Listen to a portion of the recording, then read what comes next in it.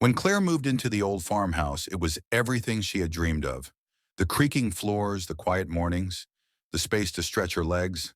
The house had been abandoned for years, but it wasn't in terrible condition. A little dust here and there, a few cobwebs, but nothing she couldn't fix. One evening, as she was sorting through boxes in the attic, she found an old full-length mirror wrapped in cloth. It had a vintage frame, beautiful yet eerie in the dim light. It was heavy, and the glass was unusually dark, almost like it had been stained with age. She decided to leave it up there for now, figuring it would be a nice touch to her home once she cleaned it up. That night, Claire lay in bed, but she couldn't shake the feeling that something was off. There was a subtle sense of being watched. She tried to dismiss it, but it lingered, gnawing at her. After a few restless hours, she finally drifted to sleep. In the morning, Claire woke up with a start. She felt disoriented, as though something had shifted in the room. The bed felt colder. She looked around, but nothing seemed out of place. Then she froze. The mirror. It was no longer in the attic. It now stood in the hallway, facing her bedroom door.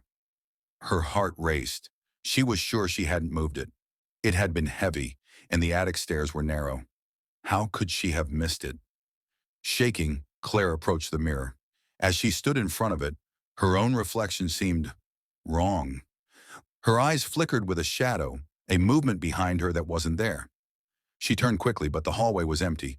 It happened again the next night. The mirror had shifted once more, now positioned in the living room.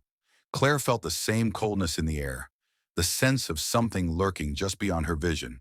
And again, her reflection, too still, too knowing, seemed to stare back at her with a malicious gleam.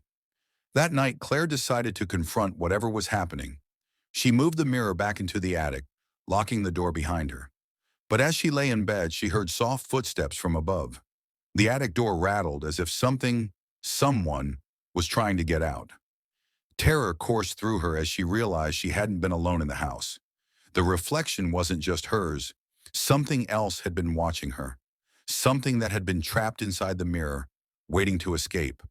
In the morning, the mirror was gone once again. This time, it was placed in front of the bed, reflecting the room as though it had always belonged there. And in the glass,